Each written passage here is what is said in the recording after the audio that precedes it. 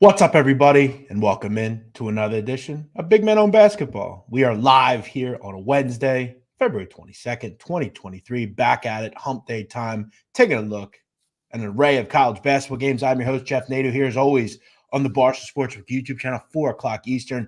Kelly in Vegas is back. Kelly, how are you? I'm doing well, Jeff. Just hanging out last night, 2-1.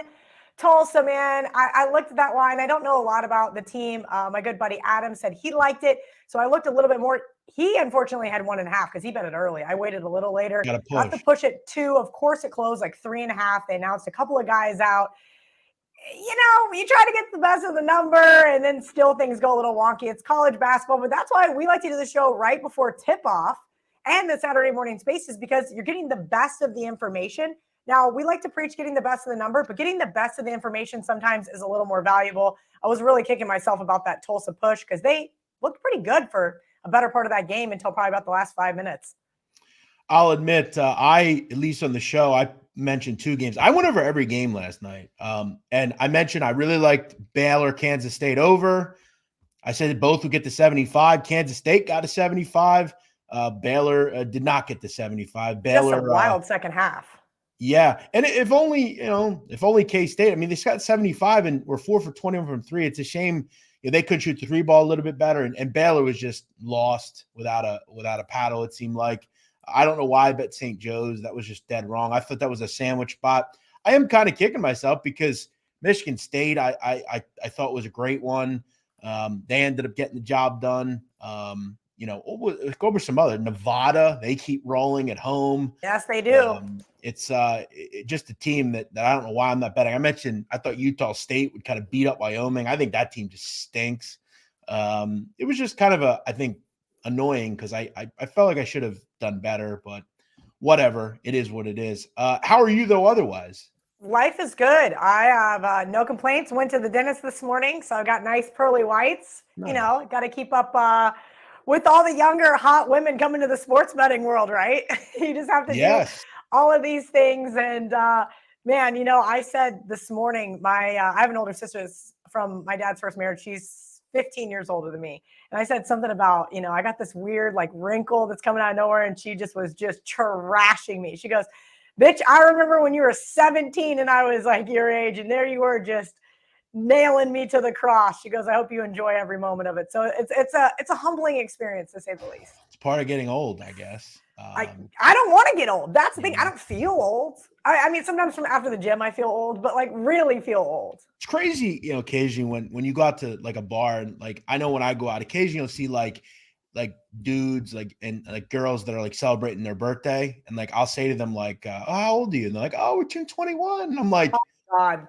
I'm like, wait, so you weren't alive on September 11th? They're like, no. I was like, oh my God. Wow. I didn't even now. Okay. Now you just made me feel really old. Yeah. It's crazy. It's crazy, man. You don't think about it. And like, you start to see like Jamal Mashburn's son is in college, and it's like, damn, I remember when he was in the NBA. Right. Like, holy hell. It is crazy. It is crazy. But we're going to talk about all sorts of things today. We're going to talk about some of the big matchups. I'll go over some smaller games. If you have a question, you're welcome to ask. As is customary, a lot of the time, I think sometimes you think, well, I'll just do the whole card, but it's hard with 2 opinions and there's so many games. So we're going to kind of talk about some of the bigger games. I think there's some really interesting lines out there tonight. And there's a really interesting game, at least from the off the court issues, down in Columbia, South Carolina tonight with the Alabama Crimson Tide. Look, I'm not going to rehash what happened. I feel like I was pretty much on point with that yesterday. And by the way, I invited that fucking rat Doug Gottlieb on, but he didn't want to come on yet again. He continues to talk a bunch of shit, yet when I ask him to come on and explain himself, he doesn't want to. I got a really funny text about that. I'm not going to lie. He tried to make me look stupid and say that I got something wrong, when in the end, I didn't care because it didn't matter whose gun it was. It had no fucking bearing on who it was. The truth of the matter was, and Doug admitted to this, Brandon Miller delivered a gun to 2 individuals that killed someone. That's all that matters. It also doesn't matter that Brandon or Darius Miles wasn't the shooter. He was a fucking accomplice, and that's murder. He's a murderer. Straight up. Jeff, I grew up in Kansas, so Yes. I don't want to get in a gun debate, but I grew up with a dad that, built firearms, sold firearms, taught me how to shoot, do all those, kind of hillbilly, rednecky type Kansas things. And so I grew up with a lot of that. And I think pretty sure the first thing my dad ever told me was, don't ever bring a gun somewhere unless you intend to use it. And make sure you also, if you have a gun, you should always know where it is at all times. Should be locked. Like, what are we doing here, man? I don't know. And so I agree with you. When you said that, whether it was his gun, whether it was somebody else's gun, it doesn't matter if he was bringing someone else's gun to them. That is an accessory to murder. It doesn't matter if it was his gun that he loaned to a friend. It doesn't matter if that gun was in his car and he drove him there, watched him get out of the car with the gun. If you read the law, it doesn't matter. Well, look, I've said before, and I'll say it again, and I will say that what I'm about to say is speculation, at least to me, from what I can see, though. It probably screams the DA contacted him through a lawyer or through the university and said, listen, you're going to come in, you're going to tell us what went on here, okay? If you tell us what went on here, your career will be okay. You might get suspended, but you're not going to face a criminal charge. I think it's pretty clear he probably should have faced some sort of charge, whether it was possession with a weapon or whatever. But again, I think it happened because he probably talked and gave them what they wanted, and they're going to get some murder convictions out of it. I want to hear what was the text you got, though? No, it was funny. One of my buddies in the group chat, I hadn't even seen it. This is actually when I tweeted, holy crap, I'm way behind on this Alabama news. It was because I was doing some other stuff related to law yesterday, as well as, handicapping basketball. I just really wasn't active on Twitter. And my boy sends me a text in the group chat that goes, holy fuck, inject Nadu versus Gottlieb into my veins. And I said, he wouldn't give me what I wanted, though. I was hoping he would come on and speak to me. I know, that would have been nice. But I followed him on Twitter for a long time. He's been nothing but nice to me, but I didn't quite see the full interaction other than what was sent to me. And I just had to laugh because that's what we all are about. I wanted to create some controversy this morning myself. I refrained because I kind of got the record set straight by you or Megan, one of the two in the group chat. But it is funny how that's kind of the world that we live in. Like also, that kind of stuff gets clicks. That kind of stuff gets attention. Of course. And now, Kelly, remember, I think Brandon Walker said this so perfectly. And I think anchored the same sentiment. The Alabama fan base is off the rails. They're insane. Okay. Because insane. Let's talk about the elephant in the room. If that was someone at LSU, the elephant in the room. Come on, man. And then you have people like this who try to make it out like he's a good citizen returning a gun that wasn't his. At 1:30 in the morning on a Saturday night, if someone calls you and says, yo, bro, bing me my strap now. Come on, man. What do you think he's going to do? Go out and fucking deer hunt with it? Come on, man. Stop. Yeah, Kelly, real quick, there's an honest and ethical, again, if you don't want to charge him criminally, fine. But at the University of Alabama, there's a certain level of professionalism you use in your university and your student athletes have to adhere by. So whether or not you want to suspend him, you got to suspend him. It's how it's got to go. Also, I'm not going to lie. I don't know how many, it would have to be like my really good, like it would have to be my dad, my boyfriend, and maybe my best friend. Would I let them leave a firearm for a significant period of time in my vehicle? Right. It also depends what state you live in. I know that Alabama doesn't have a lot of regulation behind it, but come on. It's also, you're right, not necessarily illegal, but it is somewhat questionable when seconds later, that individual along with someone else kill a single mother in cold blood. That's where it's I have a question. I know you might have misspoke, but I'm kind of wondering, you said single pregnant and then you stopped and you corrected was she pregnant? Mother. No, single mother. My apologies. Okay. I'm just making sure. Well, we would have found out throughout the autopsy. I wasn't sure if that was just a Freudian slip. She has a 5-year-old son. Wow. That's terrible. And in the end, remember, whatever you want to say and whatever hill you want to kind of put yourself on, remember in the end, someone died because of this. So I know precious basketball means so much to you and all you want to do is win. But remember, this is real life, man. Also, someone says Nadu is a criminal. That's blatantly false. And if you can provide that, do it. Otherwise, shut the fuck up. Okay? Ooh, okay. Yeah, I mean, listen, that's true. You know, Eric is in the comments too. He said if he's the 8th guy on the bench, he would have been gone. And that's facts. I said that. Agreed. 100%, Eric. I said that yesterday. You're totally right, Kelly. Let me ask you, Kelly, if this were a Kansas State player, would you be sitting on Twitter defending how he needs to play tonight against South Carolina? I know. Every once in a while, I jumped in on your FDR, JFK debate. I jump in every once in a while. That's an opinion thing. I know, but then I just get like, I just have to mute the whole conversation because it doesn't matter what you say or what you do. Your words can be misconstrued or you're going to get somebody mad at you on both sides, right? So on these hot topic type of issues, I usually refrain from saying anything.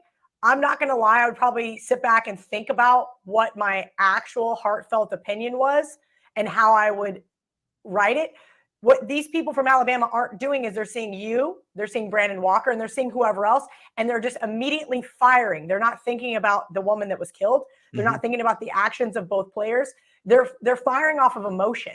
Yep. So yes, if it was a K-State player, let's say it was one of the guys that started last night. Let's just use one of those 5, right? And it happened, I would wait, like I do with anything else, for all the evidence to come out. It's not like you were saying this guy weeks ago needed to not be playing. You said it after the fact. You waited till the facts came out. Yeah, I also said, Kelly, also, and if you listen to my Twitter space, I said ultimately, I think you suspend him to the end of the year, and that's what will happen. I think there is something important we need to say in all this. I do not believe, and I also said in the video that I put out, I don't believe he committed a crime, at least from what I see. I don't think they will bring him a crime on. That said, I don't think his whole life should be defined for this situation and this mistake and awful decision he made. Yeah, but Nate Oates just saying wrong place at the wrong time. Exactly. That's my major problem with this. Is not there's somewhere in the middle where it's a very rational comment between people flying off the handle and what Nate Oates said. And I'm sure that's where the truth actually lies. Yeah, I don't know. It's a really sad situation, and I commend you for speaking up on it because just reading, just perusing through the comments, just glazing at them right and left, you can't make anybody happy. KFC says this a lot, and this is one of the reasons I really like KFC. Throw in several other things, but he says I think a lot of the time what I'm thinking. I've talked about at the end of my career and doing all this, I'm going to go radio silent and just disappear because I don't, in the grand scheme of things, I have a real problem with a lot of things people do nowadays.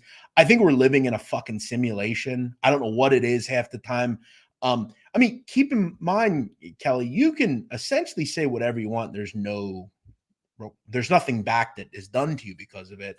It's sad that I think some people are so willing to put aside the fact that someone's been, and remember, most of these people are the same people that will vilify the government for putting people and criminals on the street. You know, it's the same delusional nonsense. Well, it has to fit their narrative and anything across the board, Jeff. If it fits somebody's narrative, they're going to use it, right? Like, for example, we're a college basketball show. We're kind of talking about college basketball with the situation in Alabama. We're going to talk about the game here in a second. We are, but here's my point. What do I do to present my side of a college basketball case? I cherry pick the data that I want. I cherry pick the facts that I want because it fits my narrative on who's going to win the game. And that's what these guys are doing here. They're either Alabama fans, they're fans of college basketball, whatever it is. And so they're saying, well, here's the excuse. Or on the complete opposite side, like I said, he should be charged with some sort of crime as well, right? Which is up for debate. You mentioned you didn't think he should be. I have not got to look at all the facts, and that's why I haven't really spoken out about it. I also will say I think the reason he's not been charged with any sort of crime whatsoever is because he is a very good basketball player, and he's likely giving them information and going to help them get a conviction. So, in a way, he's doing a service to the police here. That said, I also, and I'm sure you agree, I don't think his entire life going forward should be defined by this. I think he made a disastrous mistake, and I'm sure he wishes he'd have just went to sleep. I'm sure of it. He seems like a kid that has his career ready. He seems like someone, but I also think as a coach and as a leader of men, the way Nate Oates is, I think he's setting a horrific example for his team, his university, the future kids that go there. That's really my issue here with all I'm this. surprised. Have we really heard from the athletic director at all? No. I haven't seen He anything. just keeps throwing Nate Oates out there to say dumb thing after dumb thing. I mean, and that sucks because at a point you would think the university would either have a lawyer involved or somebody else, a PR person, because Nate just really threw himself under the bus when he said that he was at the wrong place at the wrong time. I mean, we've all been at the wrong place at the wrong time, sometimes worse than others. You know, you got all these people speculating, well, he called and just said, bring me my gun. Well, what else did he say on the phone? I don't know. I wasn't there. I didn't hear the phone call. Do we have a recording? Probably not. And as I said, I mean, I don't know why people keep saying stuff like, you know, should the people that sell it listen? I made it vocally clear many times. I don't think he's done anything criminally wrong, and I don't think you could get him on anything criminally. But other than like possession of a handgun on a campus, which is not allowed in Alabama. That said, all I'll say is, if you're on the other side of me in this, and Kelly or any of us, think about that. If it was your sister, would you be okay with? Would you be okay with allowing and watching this kid go out and play tonight? I think there's just something morally as a university I think you need to do. But that said, let's talk about the game and how we approach it tonight. Alabama's a 17.5-point favorite. Line hasn't moved much here. Total is 148.5. Now, I think on the court, the truth of the matter is, if we're talking about strictly basketball, the Alabama Crimson Tide are one of the best teams in America, aren't they? I mean, Brandon Miller is a top 10 pick, a top 5 pick. And he is playing tonight, correct? As far as I know. Wow. And so is the other. By the way, that's lost in all this. Another individual on this team, Jalen Bradley, was also there for this. He will also play tonight too. So, you know, you notice, remember with the New Mexico State situation, they held those players out of the games, which and now ultimately look what happened in New Mexico State. They're forfeiting every single game. And now remember, that New Mexico State situation was stone cold self-defense. The kid was, and again, other than having the gun, he was accosted by 3 people and defended himself. Now, this is, again, just business as usual for Nate Oates. I'm curious the reception they're going to get tonight there. I don't think it's going to be good. And this is something Brandon Miller is going to have to deal with the rest of the season. I mean, is he a senior? Sorry, I need to double check. No, that. Brandon Miller's he's not. He's only a freshman. Yeah. So he's going to have to deal with it the rest of his career. I mean, college kids are brutal, whether you get charged. Well, here's the thing, Kelly. He's going to the NBA after this. He doesn't. That's the thing about him. He's a top 5 pick, straight up. That's why this is such a huge thing. He is, and this is going to affect his draft stock. It absolutely will. On the court, you know, South Carolina is not good. In fact, they're I think one of the worst Power 5 teams we have. I will say this, I still don't understand that Frank Martin firing, because it has just been all downhill from there. It hasn't looked good. I will say, for being 10-17, they're actually, I believe, positive against the spread. This is a high number, and this is a situation that's very tough to approach. It's an emotional thing, right? I got a weird feeling at the final, let's say, hour, they kind of just say, you know what, we're just going to sit him out tonight. He ain't going to be seen in the because it's not like this game really matters, right? Correct. I mean, they got Tennessee, or I'm sorry, that is South Carolina has Tennessee on deck. They have Arkansas on deck, then Auburn, then A&M. Out of those 4 games, this South Carolina game means dick. I mean, it literally means absolutely almost nothing. And I mean, they could essentially play their bench tonight and win the game. That said, I mean, we're asking ourselves, can they win by 18 or more?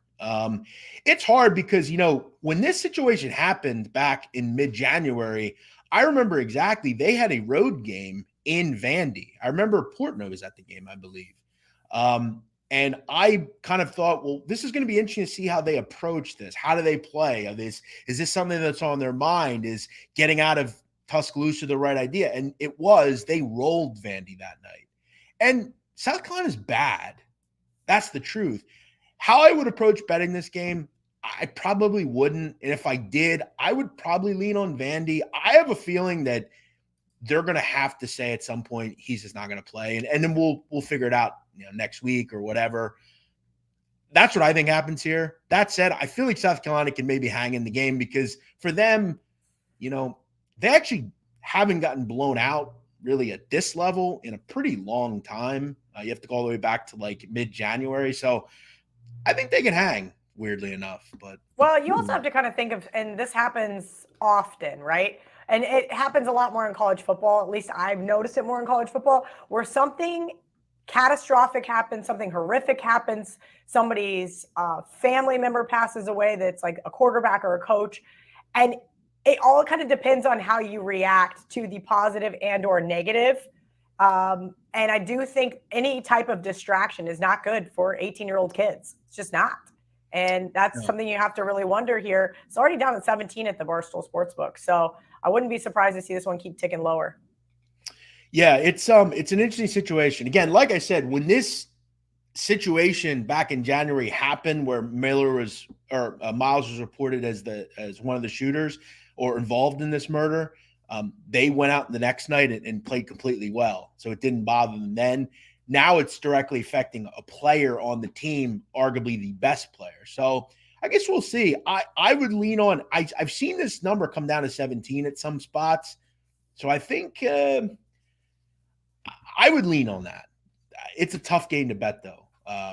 Now, last night there was an emotional game as well, and I remember I saw someone, I think it was Barstool, Indiana, actually tweeted that something along the lines of like, no team ever in the history of basketball could have beat Michigan State tonight. And they used it as like a tragedy. Now obviously I'm not comparing. Oh, that's why they tweeted it. Yeah.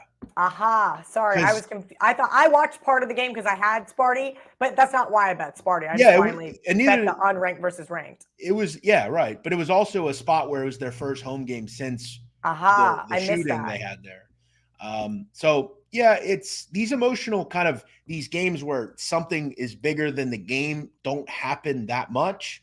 But they're interesting every time when we approach them. So it's a tough one, I think. Let's get to this one. UConn Providence, our favorite conference, Kelly, the Big East. And here we are with the same situation yet again with UConn. A big dog and very, very good dog. I mean, especially, they're better as a home dog, but just as a dog in general. I mean, they've been really good this year. 6-3-1 as an underdog. Ed Cooley's always had success in this role. They're 7-3 over the last 10 overall against the number. We've seen Connecticut kind of at times struggle. But the truth is, in I think 3 of their last 4 wins, they've been by double digits. Connecticut's starting to get firing again. And you and I both kind of look at gambling. We look at the unranked against ranked. I look at this line and I say, this number seems just too high. And I think a lot of people are going to grab home dog Providence. But I think this is Creighton last night without collapsing, and Creighton wins by 10. I don't think Providence is on the road, correct? Sorry. Correct. Okay, I just want to double check. I like Connecticut here. I'm going to be honest with you. My do not bet against list only has 5 teams on it left. Providence is still one of those teams. Now, granted, on the road, they've lost to Creighton this year, Marquette, Xavier, and St. John's. They have not lost a game at home. This seems like a lot of points. I know Megan's on Providence, and that's because it makes sense. It's kind of that typical spot where that team's been really good to you. They've covered 15 of their last 20, like you said. How could you not want to bet the team that's been printing money? I'm not touching this game. I agree with you. This looks like it's begging for me to take the Friars. For as good as they've been against the number, for as good as they are as a home dog or a road dog or a home dog, whatever, for as good as they are as a dog on a Cooley, they're 7.5-point dog. This is telling you to take Providence, but I'm not doing it. I'm not doing it. I actually think UConn they had their stretch where they were struggling a bit, but I feel like they're starting to gain steam again, right? And they're kind of like, oh, you forgot about us a little bit. We still have some real talent on this team. Obviously, Sodogo, Jordan Hawkins. This is the number 1 offensive rebounding team in the country. If they get a lot of them tonight, that's going to be the difference in this game. I think you get a good ref whistle tonight. Providence very dependent on getting to the line. Something stinks in this game, and I think it's UConn by double digits tonight. I can totally see where you're at. And that's how I felt with Mizzou last night. That's why I laid 3.5 with Missouri. They got lucky to get the win in overtime. And Kelly, it looked like I did in that game. You middled it? No, I told this chat, I said, I don't really want to lay 3.5 pregame. I'm going to get this game live. I'm going to hope to get like a money line spot. I got a money line spot. They won the game. There you go. So I just, that fucking Dennis Gates, man, like here's what I don't understand about him. So he's very frustrating. Yes. Yeah. You have Mississippi State, right? And I said this yesterday, and this is something to keep in mind. This is one of the worst 3-point shooting teams in America. I think bottom 5, right? They are very frustrating from 3. Right. So they were 7 for 28 last night, right? I mean, that was the game plan, but you got, they just had a couple offensive rebounds that kept them in the game. I didn't watch the game. Did he zone them? I would have. I didn't get to watch the game. You know why? Because almost every game I bet had a 4 p.m. West Coast tip, and I'm sitting there going, I don't have enough TVs. I got the iPad, the laptop, and 3 TVs, and it was pretty funny because the Mizzou game did not make one of my TVs. It was just not a game.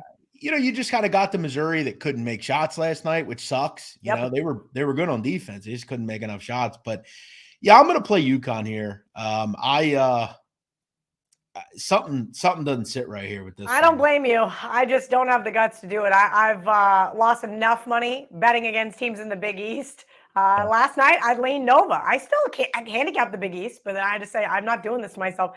And they finally got a win. But hey, I leaned Nova on Saturday as well, and look what happened there. So this is a frustrating conference, to say the least. Also, remember, this is a home revenge spot. UConn got crushed in the first. Very good point.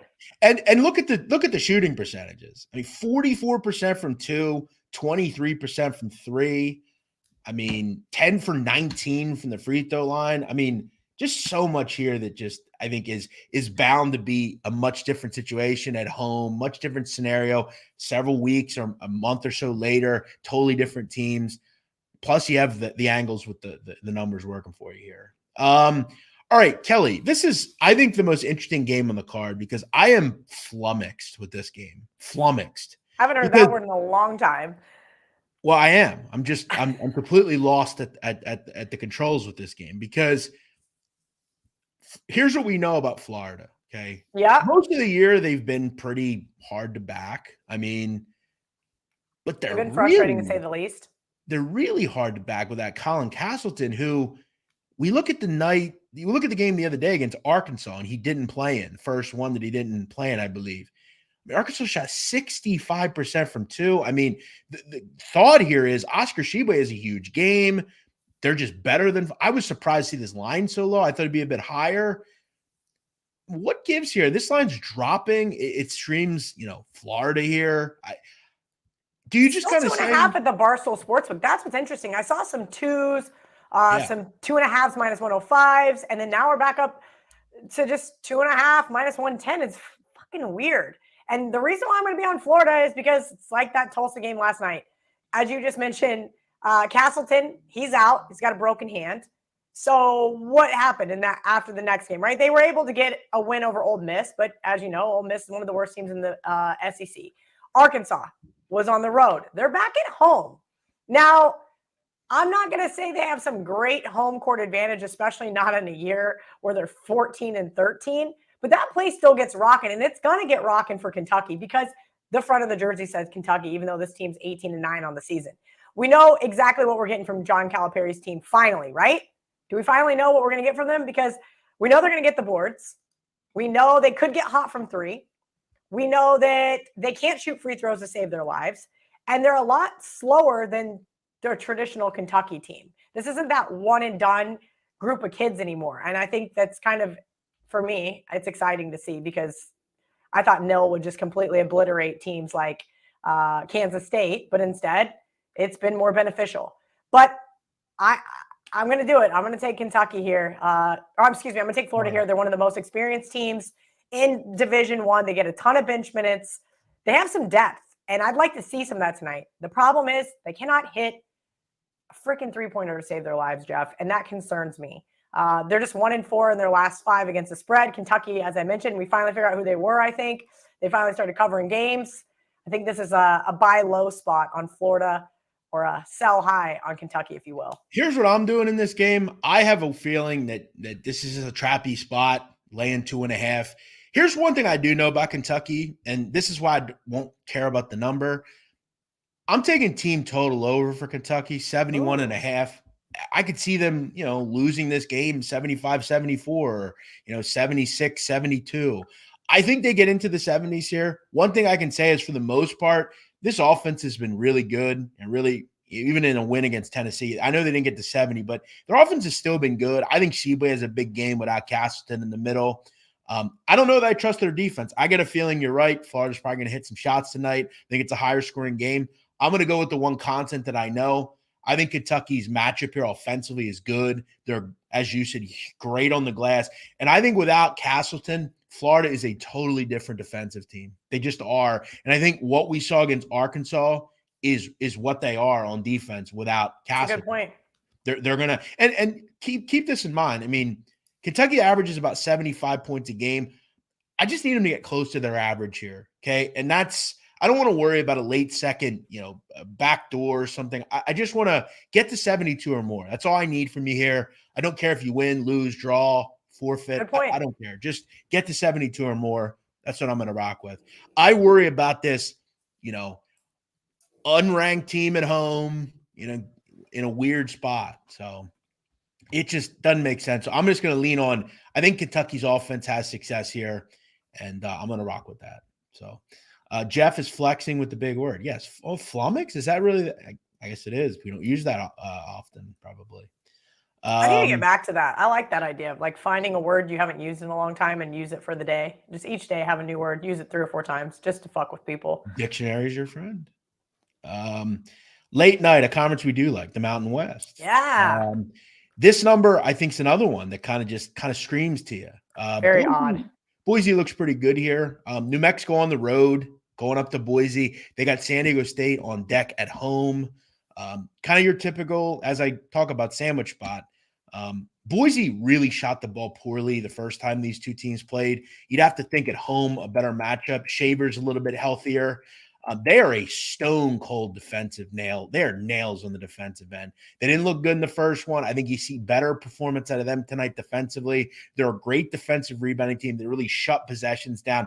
And what's one thing you have to do? One of the things I've always talked about with New Mexico is they are really dependent on the getting to the line. House and Mashburn are 1-2 in this conference and getting to the free throw line. I think we see a lot of things kind of go the way they should in this game, as far as Boise doesn't get into foul trouble. They're much better on defense. They're giving up 81. This game, the first time, was back and forth, right? I think we see Boise kind of exert. They're just a better team. They're better defensively. They kind of shut that dribble drive down. And Udesi's kind of taken out of the game as well. I think Boise is a pretty good bet here tonight. I think they get the job done. And they've been really good, man, of late. I mean, they've won 6 of 7. Only loss was to San Diego State. Nothing to fret about. And again, another home spot where you're looking for revenge. Yeah, neither one of these teams is really that appealing to me. Both have dropped 5 straight. New Mexico's dropped 5 of their last 6 against the number. Boise State has dropped 5 straight against the number.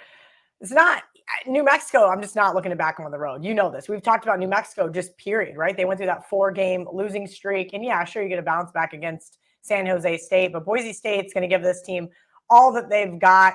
Richard Pitino, I do think, is a good coach. And this New Mexico team has a ton of talent and a ton of experience, but it's going to be a little tough stretch here. They've got Boise State, San Diego State, and even Fresno State's been coming to play. Granted, I don't think they'll lose to Fresno State at home. Fresno. I do. Fresno's been good. I looked at them again last night. Ended up staying off, but man, this is a New Mexico team that I just don't think I can trust right now, if that, for lack of better words, especially on the road. Yeah, and a lot to, big one in the pit on Saturday. I think this is a pretty good one. This is one where I didn't love the line. Maybe I try to get a live spot with it, maybe 2 or something like that. There you go. That's a way better idea to me. You're right. If I could get Boise State, even probably under 4 live, 3.5, 3, I do think they're going to win this game. But I just have my concerns late down the stretch. Plus, this one's already ticked up at 6 right now at the Barstool Sportsbook. Tyler Smith saying, what about North Alabama at home? Yeah, listen, you guys know, I think I've backed them like 6 or 7 straight games. They're really good, guys. They're at home. They're 3-point dog. I don't really understand it. It strikes me as a spot I'll probably lose in, but like I'm going to play North Alabama. Kennesaw is really good in this conference. They're trying to be the number one seed. There's a couple of games left here, but they've been good to me. I think they're the better team here. They kind of just defy every number that's put out on them, though. They always look like they're not getting any respect, and then they go out and win the game. So, yeah, if you want to look at them recently and fade them, you're welcome to it. Again, it could be a spot where I lose, but I've had a lot of success with them. I think they have the best player on the court, Jakari Lane, and I'm gonna rock with it at some level. But this has went from Kelly 2.5. It's now up to 3.5. So it's usually not a good sign. Yeah, which sucks. You know, I joked with my buddy Joey this morning. I said, listen, reverse line movement's our friend, because he got spooked off a game yesterday. I can't remember which one. He's like, but I missed the 6 and it was 4.5. And I'm like, okay, Joey, we've seen this show before, right? Like when all the tickets are on one side and the line's dropping, I think there's sometimes I understand getting the best of the number, but don't overthink it that much. But then I also say to myself, well, this team is 21-8, Kennesaw. So people are probably just saying, well, why are they only a 2.5-point favorite against North Alabama? You know, here's what I'll say. So like Saturday, Kelly, I took North Alabama plus 7.5 against Eastern Kentucky at Eastern Kentucky. They won the game. Like they just like seemingly defy logic every game. So I've been ahead of this team. I've been kind of dialed in from the beginning on them. So for me, I think it's kind of just something I'm going to do. All right. Kelly, what other games do you have an eye on? Well, there's a couple right now that I want to talk about just because they are intriguing. And one of the guys just said it in the comment section. He was asking what we thought about Vanderbilt. He goes, it looks too easy. LSU is still on my do not bet list. They just are. Right now, they are just a team that, what do you do with them, right? They showed some promise against Georgia, still ended up losing the game. Outside of that, I haven't seen much fight from them. But this line is the fishiest line on the board, just beyond fishy. I know you love Jerry Stackhouse. And, hey, shout out Vanderbilt. They got the win for me on Saturday in my parlay on the money line at home. But now they're going on the road to LSU. Then they're back home to Florida. I wouldn't call that a sandwich spot by any means. But come on, nobody in this conference is getting up for LSU. I know I just made fun of Ole Miss, but LSU is the by far worst team in the SEC. Have they quit? Have you heard anything out of Baton Rouge? Megan's not giving me any details. Here's what I think about LSU. They kind of remind me a lot of Wyoming. I just don't think they're very good. I don't think they're ever going to be good this year, and that's just who they are. But like when you really look at Vandy, I think the problem that I have with them is like when you really look at their numbers, like they're not really that good either. Like offensively, they're kind of middle of the road to bad. I mean, on offense compared to the grand scheme of things. And defensively, I mean, they're 13th in the SEC in defensive efficiency. They're worse than LSU. So it's like, throw in the fact that you're on the road laying points. You're hot. People are buying into you. But let's look at who they've beaten. I mean, well, that'll happen after you beat Tennessee, right? Like Tennessee, the public loves to overreact. But the Tennessee game was a buzzer beater win. So we'll take away that it happened. So we'll give it to them. But the other games, Ole Miss, South Carolina. Got blown out by Alabama on the road. Yeah, Auburn. I mean, I don't know. I think maybe sometimes we're overrating the SEC a little bit as to how good it actually is. Shocker, I know. Like maybe that's just something we should realize. Okay, so let's say the SEC. Okay, Alabama's good. I mean, we all know that. Correct. But like outside of that, like, do we actually think Tennessee's good? Do we actually think Tennessee's good? Do we actually think Florida's good? Like, I don't think Florida's good. I think Tennessee is good. I like what we're seeing from Kentucky, and that is there's two or three teams. Yeah, but we're going to talk about this like over the next few weeks, right? Who's peaking at the right time? And that's Kelly, where has 7 or 8 teams that are fucking good. You know, that are going to get into the conference, to get into the big dance. I mean, there could be even 8, 9. I mean, we got 2 teams possibly in the first 4 in. Yeah, I'm out. I think, and to throw that in, so you have a team in Vandy who, even after all we said, we still wouldn't put them in like the top 5 or 6 in the SEC. That's why I think this is a game where something tells me LSU wins. I feel like that. I don't think like I like Stackhouse, but like I also don't think they're that good either. Like so. No, I mean I'm just not backing LSU, but that to me when I woke up this morning, I said, "What in the world?" If it was Vandy minus 4.5, I would be like, "Okay, no problem." To wake up and have it be 2.5, it just seems just absolutely wild. And yeah, I would agree, Tristan. You think I'm happy about it as a K-State fan? K-State beat them down in the Cayman Islands. And I was on top of the fucking world, texting Megan, texting her husband, blowing everybody up about how that was like my bright spot of the year. And now they, lose however many games straight. Hey, let me ask you something. Is the second best team in the SEC A&M? I mean, because it could be. I mean, you talk about a team that's rolling. I mean, you just beat, Tennessee. They sure are. They beat Tennessee last night. I had some buddies text me, ask me what my thoughts were on Tennessee. I said, yeah, kind of lean that way. It seems a little square, and ended up ultimately being. But for a while there, Tennessee was looking good, at least in College Station. We're gonna see. I want to see that last game of the year versus Alabama before I'm going to say A&M is like the number 2 definitively. They got a couple easy games before that with Mississippi State and Ole Miss, so we're going to find out. Here it is. In the end in the SEC, the 3 best teams to me, I'm going to tell you who they're going to be. Okay.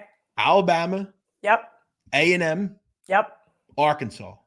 Ooh. Because Arkansas, let me tell you something. I don't know if anyone noticed, but yesterday they rolled Georgia. Yes, they did. Who cares? They beat Georgia.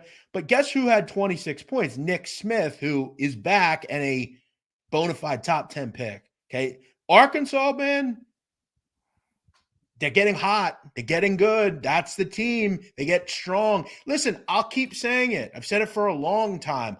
I don't give a fuck all, for the most part, about the regular season or even conference tournaments with teams like Arkansas. I couldn't give a fuck. Interesting. I don't care, because in the end, all that matters to me is, can you win a national championship and are you healthy? It's like the Cavs when they had LeBron.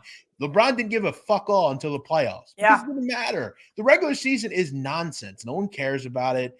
Just play well enough to get to the big boys. I think my only caveat with Arkansas is, and I saw this in person in Columbia versus Mizzou, and they live and die by their 3-point game. If they get hot from 3, they can beat anyone in the country. And that's what we saw in that first half versus Mizzou.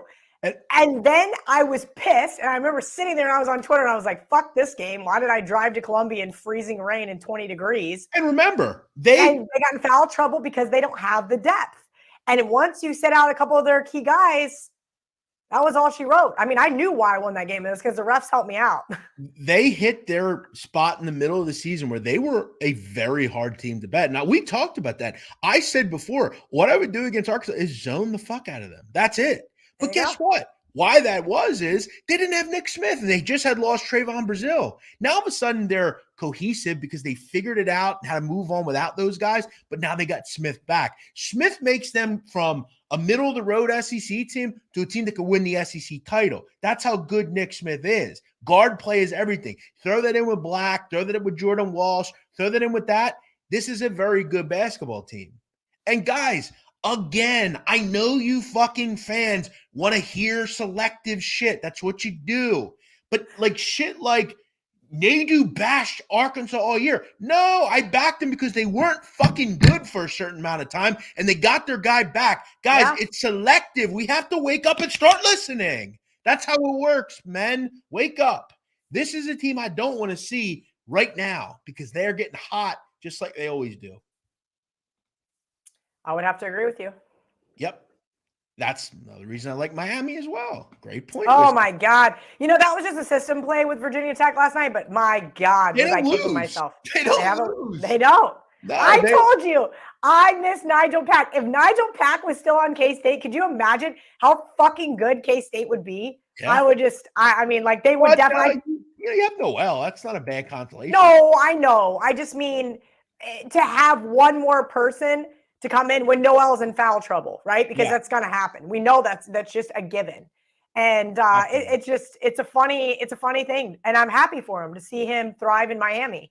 I did not expect Miami to be as good as they are this year, but they're playing great ball right now. This is a game here. I mean, Clemson's lost right now. I want to talk about this game, actually. Yeah, I don't know why anyone would want to back Syracuse either. This would be a complete a stay away game. I wouldn't be betting on this one.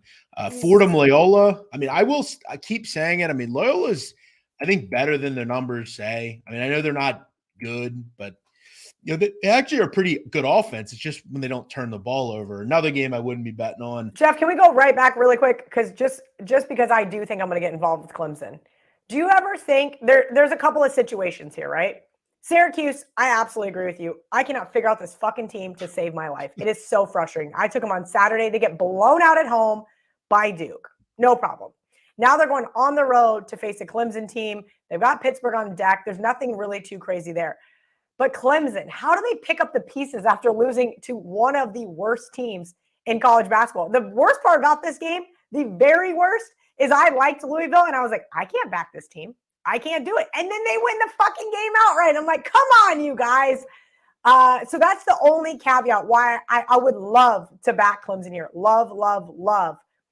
But I just don't know what's going on in that locker room. What's that feeling off that loss? Are they going to take out their frustrations on Syracuse? They're going to lose that Louisville game twice.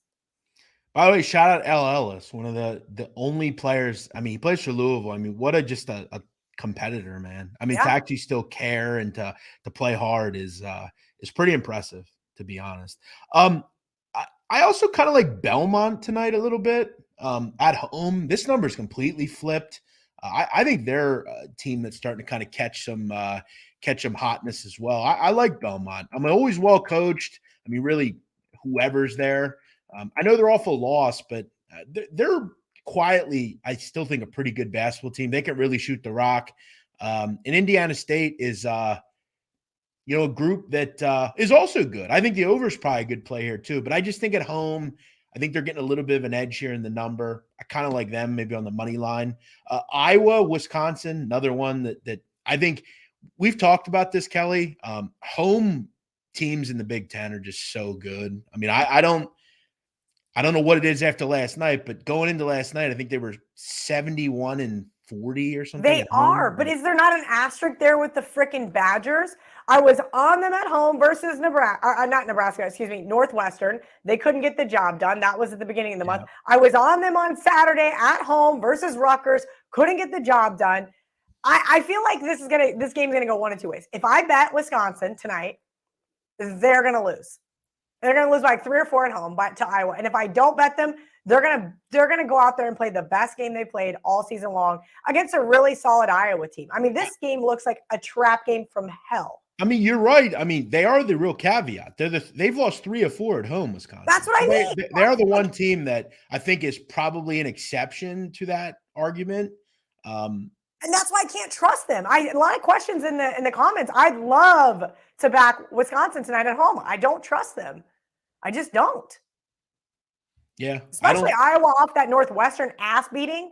That was so great. That was like probably one of my best college basketball plays all year long. Like, do you know how nice it is just to have like a rocking chair winner on a Sunday? You're just like, yep, I'm going to have another high noon. Like, it's just one of those where you don't even have to sweat or care or get mad for 1 second. Agreed. Someone's asking about UCF, South Florida. Look, UCF's back healthy. I know, I backed them the other day. They didn't win, but again, they're healthy. They're very good at full strength. Their back is huge. That's a big thing for them. And look, they've really owned this South Florida team. I mean, I go and look at the last 5 meetings. They've completely owned this group. I think this is finally a game where UCF kind of gets it going and wins big. Something tells me that. I've kind of been stubborn, I think, with this team. I feel like I was ahead when they weren't good and didn't have certain players. They weren't good on defense. But now that they're back healthy, I think there might be a team as we head into this tournament to maybe keep an eye on. By the way, shout out to Toledo. Toledo has won 12 games in a row. Wow. Do they have Nadu's magic still? I think they do. Well, I'll go back to one thing about USF because I did look at them earlier. I agree with you with UCF at home, kind of a bounce back spot. USF is 8-1 on the road this year against the spread for whatever reason. And maybe that's why we've seen this line tick down to 9 at the Barstool Sportsbook. I don't want to back them here, but you're right. With Central Florida, that was a frustrating loss versus Cincinnati. It was like almost uncalled for at home. Short favorite. It was disappointing from a Golden Knights perspective. Yeah, I mean, you make a good point about the road stuff. I will just bring up the last 5 games between these two. When UCF wins, it's generally by a big margin. Yes. And South Florida, I think, is probably better this year, so that might be worth something. But I'm just interested to see how they get going now that they're fully healthy. But all right, Kelly, I feel like we've hit plenty of games. I'm on a few tonight. What did I play? I played UConn -7.5, and I'm going to play Kentucky team total over 71.5. Just hoping they get into the 70s there. And I'm sure you'll let us know what you're on as well. Yeah, I'm going to take Florida plus 2.5. That I texted you this morning. That's the only game I've bet so far. It might be the only game I bet tonight. Shockingly, I had all these games on a Tuesday. Tonight, I don't really love much. Lean Wisconsin. What else did I say that I leaned? Let's go 78-73 of Florida. Yeah, that would be just done. fun. I would love a team win of some sorts. I lean with you, Jeff, in Connecticut over the touchdown there at home in Stores. Lean with you there with Boise State. But I am going to play that one card that you like. I'm not doing anything tonight outside of one more show. I'm going to be on my laptop. I nailed Texas Tech multiple times in game last night. I nailed K-State in game after I said I wasn't going to get involved, but you could kind of start to watch that pace of play, you guys. And I'm not saying you're ahead of the bookmakers because they're watching the same game you're watching, and you may even be on a delay compared to them. But keep in mind, you can make some real serious coin watching these shifts in momentum in these basketball games. I know Jeff talks a lot more about live betting, so I will not step on his toes there. But on these nights where I have a lot less to do, it's wonderful because you can really find some nuggets in game. Agreed. That said, I will say tomorrow, guys, I have a very important consultation at 2:30. It was hard for me to get an appointment. I don't know if I'm going to be back in time for the show. And again, at Barstool, guys, I know people just think we can do shows whenever we want. Unfortunately, though, there's other people that have shows. The Yak has their show. And I'm actually going to the Sixers game at night. So, which I'm going to be doing some content. You make sure you want to check that out. Love it. We're going to have some fun with that. Yeah, Megan and I have money shots tomorrow. We're going to be back with Stephen Che. We're going to talk some college basketball, some NBA. As you know, he does really well with those NBA props. 3 Eastern, 12 Pacific tomorrow on this exact same Barstool Sportsbook YouTube channel. Jeff, you want me to? I'll jump on Big Man on Basketball. Me and Jim Root. Well, that said, I don't think I'm gonna I'll be able to do the show tomorrow. Like I said, I gotta be somewhere at 2:30. Everybody deserves at least one day off. Well, it's sometimes you just have to do what you got to do. I mean, we only have so much time in the day, and I, they tell me this is when it's an important thing I have to do. So it's a consultation I'm going to. I got to get my body right, man. I love it. And when you lose a weight, you gotta do. I'm happy for you. Trust me. It's a good consultation for me. So good. I'm going to do what I got to do. So. That said, we'll figure it out. I'm sure I'll do something. We'll put a video out or something. But Kelly, good to see you. Thank you for coming on. Check out Kelly on Money Shots. Check out Kelly on Twitter at Kelly in Vegas. I am Jeff Nadu. We'll see you next time. I'll see you on Friday. Sounds good.